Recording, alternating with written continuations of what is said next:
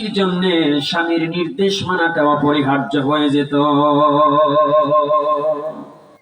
সুবহানাল্লাহ, সুবহানাল্লাহ, কত সুন্দর কথা বিশ্বনবী বলেছেন যে এটাও ওই স্ত্রীর জন্য মানাটা অপরিহার্য হয়ে যেত। ইবনে মাজার 1853 নম্বর হাদিস, মুয়াজ ইবনে জাবাল থেকে হাদিসটি বর্ণিত। তিনি একবার শাম দেশে সফরে চলে গেলেন।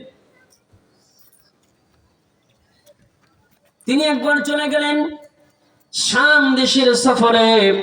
সেই সফরে যাওয়ার পরে তিনি দেখছেন সমাজের যে নেতাগুলো আছে আর যে হুজুরগুলো আছে, যে ধর্মীয় নেতাগুলি রয়েছে, সামাজিক নেতাগুলো রয়েছে, জনগণ ধর্মীয় নেতা আর সমাজের নেতাদের পায়ে সেজদা করছে। হযরত মুয়াজ ইবনে জাবাল রাদিয়াল্লাহু তাআলা তিনি চলে আসলেন মদিনায়।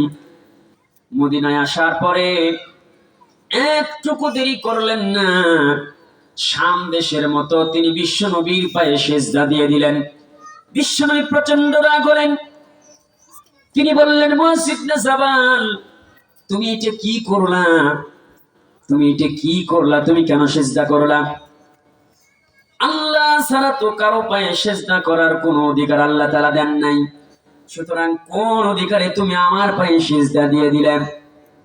মুয়াজ ইবনে জাবাল বললেন, ইয়া রাসূলুল্লাহ, আমি চলে গিয়েছিলাম শাম দেশের ভিতরে চলে গিয়েছিলাম, আর শাম দেশের ভিতরে আমি দেখলাম ওই দেশের হুজুরদের মানুষ সেজদা করে, ওই দেশের নেতাদেরকে মানুষ সেজদা করে। আমি চিন্তা করলাম আপনার চাইতে সম্মানিত মানুষ, আপনার চাইতে এরকম মহা মানুষ পৃথিবীর জমিনে তো আর একটাও নাই।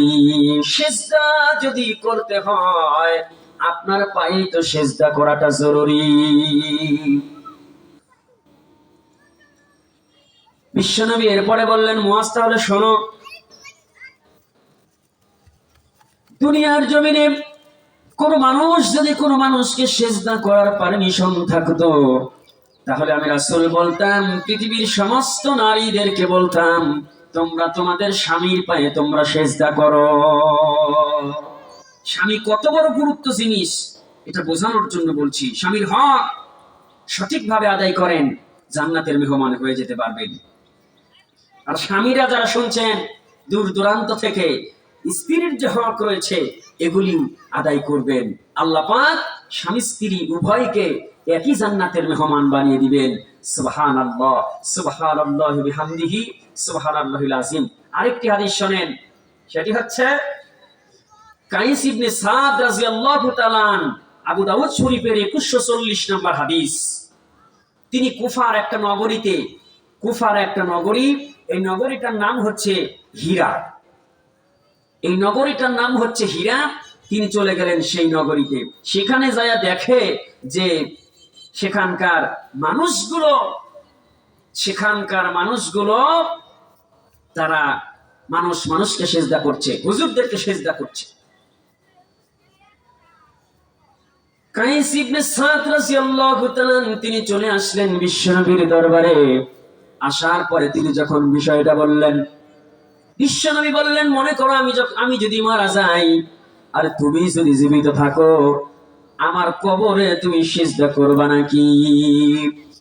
বিশ্বনবী সাল্লাল্লাহু আলাইহি ওয়াসাল্লাম কাইস ইবনে সাদকে যখন এই কথাগুলো বললেন, হযরত কাইস ইবনে সাদ রাদিয়াল্লাহু তাআলা তিনি বর্ণনা করেন, আমি কোশ্চিন কালেও আপনার কবরে সিজদা করতাম না।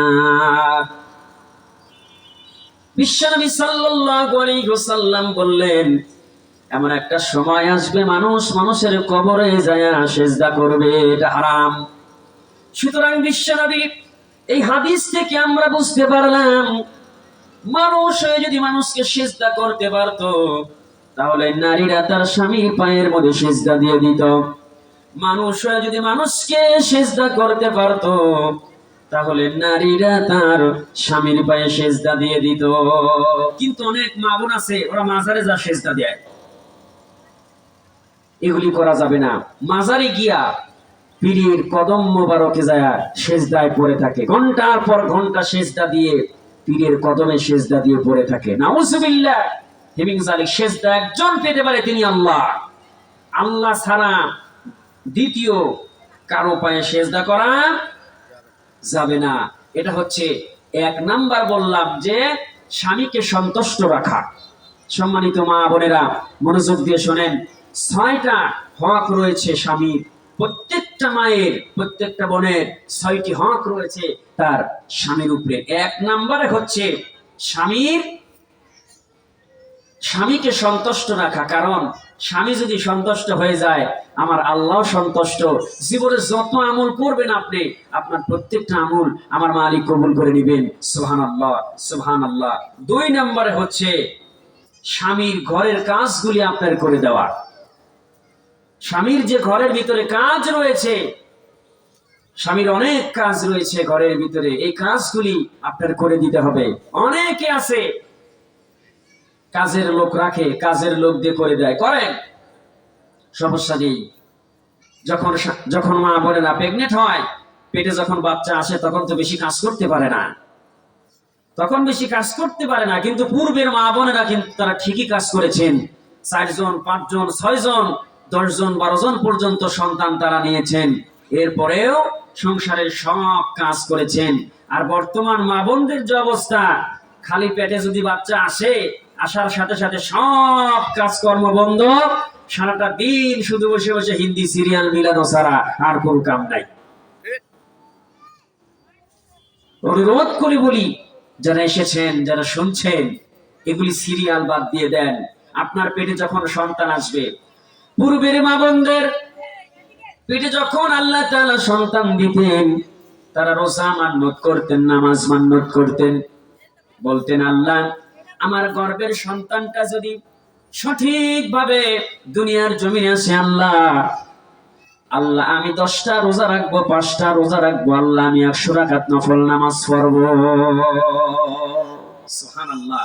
আর এখন বর্তমান মা বোনদের যে অবস্থা, নামাজ নাই, কালাম নাই, আল্লাহ নাই, পরকাল নাই, স্বামী নাই, সংসার নাই, কাজ নাই, কর্ম নাই, কাপড় চোপড় ধোয়া নাই, রান্না বাড়ি করা নাই, হাড়ি পাতিল মাজা নাই, সারাটা দিন বসে বসে শুধু ভারতের সিরিয়াল গুলি দেখে। মা বোনেরা, এই অ্যালার্জিটা, এই খারাপ কাজটা মা বোনদের ভিতরে বেশি, যে ঠিক মতো নামাজ পড়বে না, রোজা রাখে আলহামদুলিল্লাহ, কিন্তু নামাজের দিকে ঠিক মতো নাই। সন্তান যখন পেটে আসে, তখন বেশি বেশি করে নামাজ পড়বেন, বেশি বেশি করে আল্লাহর কোরআন তেলাওয়াত করবেন। আজকে কোরআনের মাদ্রাসায় মাহফিলে আপনারা এসেছেন, কোরআন থেকে কিছু দার্স নেওয়ার জন্য, কিছু কথা শোনার জন্য এসেছেন, যাতে করে আমল করে আল্লাহর জান্নাতের মেহমান হয়ে যেতে পারেন। একটা ছোট্ট একটা টিপস দিয়ে গেলাম, যে আজকে থেকে তওবা করে যান, যদিও কেউ দেখেন, এগুলি বাদ দেওয়া লাগবে। সারাটা দিন মোবাইল আসক্ত, মোবাইল নিয়ে পড়ে থাকে,